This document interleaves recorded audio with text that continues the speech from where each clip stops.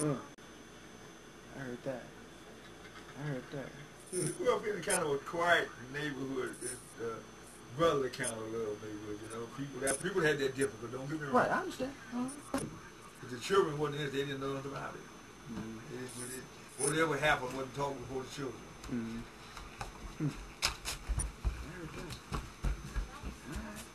Yeah, people sit around and talk about everything before children just didn't know.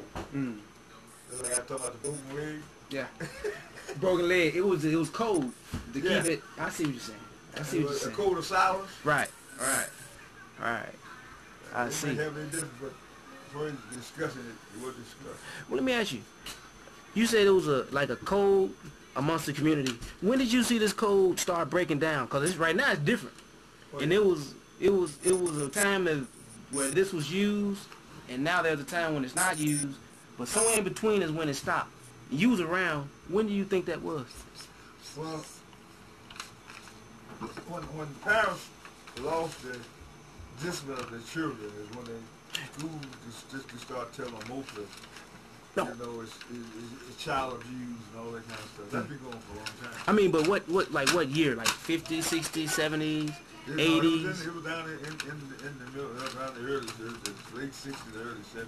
Late 60s, early 70s? When I was teaching school in there, so you see the discipline. Next one go across, they're going to get something. You hear me? And it was in the late 60s, after when people got so they could become where they could go where they wanted to. A little bit more loose. Desegregation. They got where they could go, want to do what they want to. They spend their dollar, they got to go where they want to, and this and another. The discipline starts stripping away. The state took over control of the school, really. And then just like now, you said, y'all discipline my children. Somebody else said, well, if you discipline it, put you in jail, you know, as they said, there's child abuse, and so on. And children tell you, don't hit me. But this is one of the reasons, one of the primary reasons I got out of the school system. Because little boys, little girls, they said you couldn't discipline. And I was teaching that school in a rough neighborhood, Southwick. There was a bunch of little boys and girls around there. They put me on a hall monitor. And I had to get on the hall monitor. I had a 3-foot rule. The rule wasn't too heavy, so I got me a little 3-foot, and then they'd go down the hall, and I'd be on the hall until then I just one little boy told me, if you hit me, my mom will sue you. In fact, back up a little bit, the Board of Education, the Louisville Board of Education carried a $200,000 policy, liability policy. Because if you hit one, they sue you, it wouldn't be because the board. It's just the insurance had to pay it if they wanted to take it. I didn't know that. And I tell you, see what I'm saying? So many things happen. And I'd be walking on the hall, little boy told me, if you hit me, my mama will sue you. I picked him up, bang, bang, bang, bang, bang, and I'll give him something to sue me about. Yeah. I went back to Louisville some years later, and he grew up there young. He was a little light complexion, but he had grown up that young man. Well, his mother told me while he was in school, said, I don't know what you did to him. He's a changed young man. He's a changed boy. And at Mother's Day, Father's Day, any holiday, he'd always bring me a card and give it to me. He respected you, huh? Yeah, and he grew up to be a young man. I went back to in that era, and he told me, he said, Mr. Travis, I sure want to thank you. So you sure helped me. And he was a rough little guy, too. I mean, a tough little guy. He said he was a tough school bully. I broke him up. You broke him. And today, if I see him today, he respect me for making out of him for years. Because everybody else seemed to be, they would do what they wanted to, and I was one in school who couldn't do it. And I said, well, I'm going to get out of this system.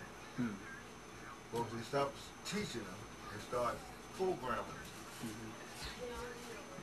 And Louisville, Kentucky, they stopped really teaching them and started programming them to do this and programming them to do that. So that's when I realized that I don't want to go back. I could go back a lot of times. I don't want to go back. I was a math teacher. Oh, you was a math teacher? Yeah, I could go back a lot of times. I heard that.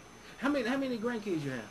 How many grandkids? Well, yeah. I know you got a lot. I'll give you an estimate. Yeah, give me an estimate. I'll give you an estimate. I think you got about 57. About 57 grandkids. All right.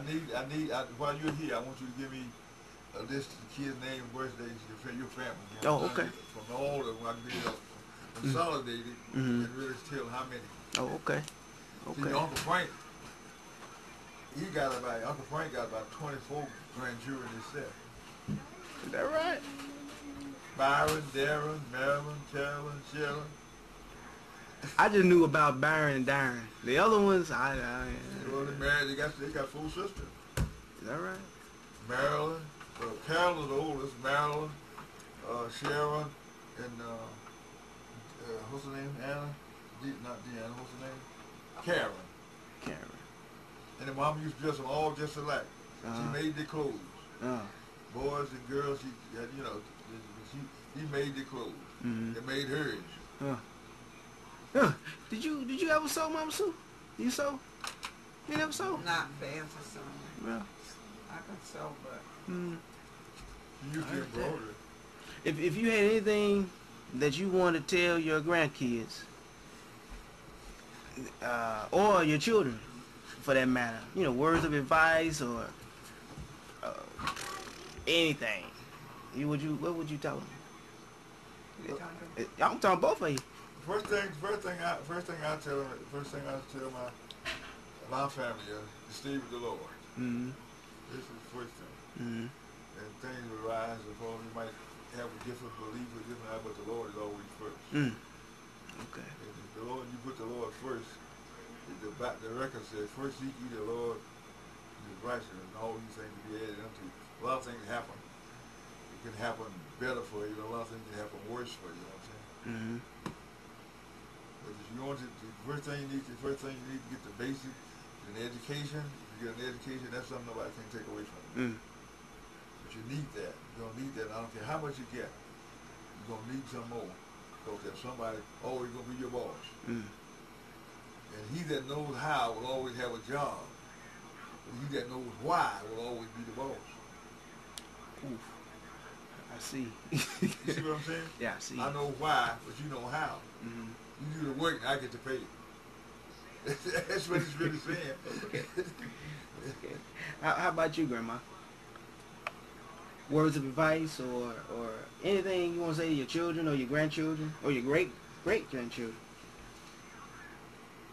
first thing I believe in kids being obedient. Obedient. To the parents or any adult, even down one to the other. And I believe that you teach them from the Bible. And my motto is, the Bible said this, you can shorten your days or you can make your days long by being obedient. Disobedience shorten your days. And I always tell them, no, take that pillow back. That goes on Uncle Harry. Leave it there. Uncle Harry. Leave it. Oh, that's fine. I tell them that to honor their parents, be intelligent. Because if you're not intelligent, then I mean you'll do anything. You'll say anything. You'll do anything. Lots of people are said, like they said, they're taking prayer out of school, and you still can teach your kids to pray. When I worked at the children's college, the kids would come home and tell me, like the girls that was old enough to work, said, "Mama, people look real funny to me at lunchtime because I bless my food." I said, "Keep blessing," because that's what I taught. Today, they grown and got kids. They teaching their kids like I taught them. And I feel like, because they say you can do this and you can do that, But if it ain't the right thing to do, you shouldn't do it. Mm. Now, going back to when you ask a person about going out, my mother used to say, I would say, they having a dance, they having this, and I want to go. They're having a party. She would say, well, I don't really want you to go. Oh, see. Sit down. But if you want to go, you can go. If you do this and if you do that. But I had all these charges at home.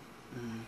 I didn't say I ain't going to do this and I'm going anyway like kids will do up today. I'll do it anyway. You know, I don't care what you say. Even our little kids, 4 and 5 years old, 2 years old. I tell you that. But you got to be stern with them. My neighbor said, because he gets funny when you're trying to discipline him. Mm-hmm. And keep doing what he's doing. And we was all out in front of her, and she was up on her porch, and she said, well, she said, you dissing him, and he don't even know you dissing. He was going to go in the street, right? And he likes to help. And I said, Donovan, go in the house and get me the phone. Okay. He just turned around, and he went. And he came in the house and got the phone, but when he brought the phone back to me, I said, you know what? You went down that hill, and I took, how far did I tell you to go? He said, I said, were you supposed to go past the second car?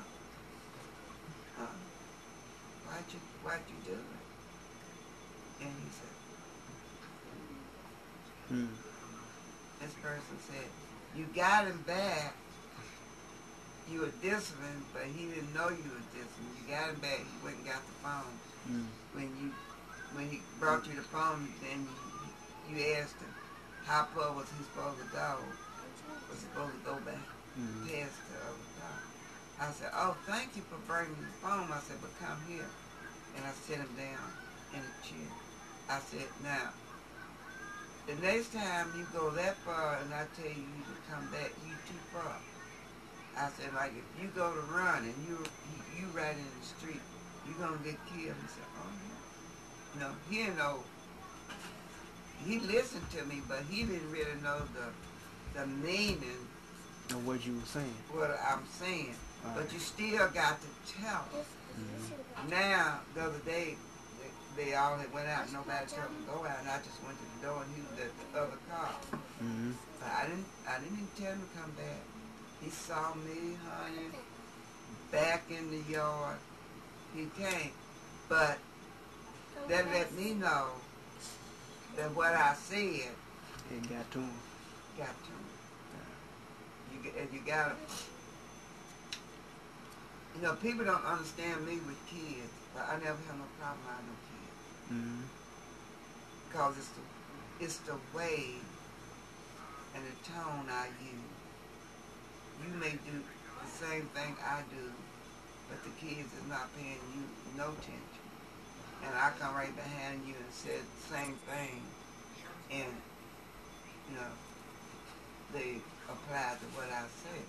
But it's the way you say it. Now, if I'd have said, get up here in this yard, and I better not catch you down there no more, and if you go back down there again, you're going to get a good licking.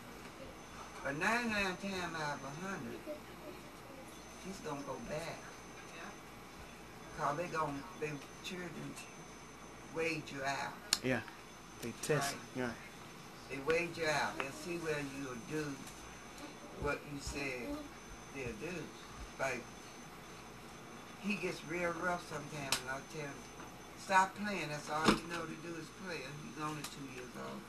But I got a little paddle in there. I usually get it. And then when I get that paddle, he draws up. And I said, I'm not going to hit you if you stop. But if you don't stop, I'm going to hit you. And then he really draws up then. But when he keeps doing it, I do hit him because that's what I told him I was going to do. And when I hit him, you would think he'll go away from me and be mad at me and everything, but you know what he'll say? Give me a kiss, Mom.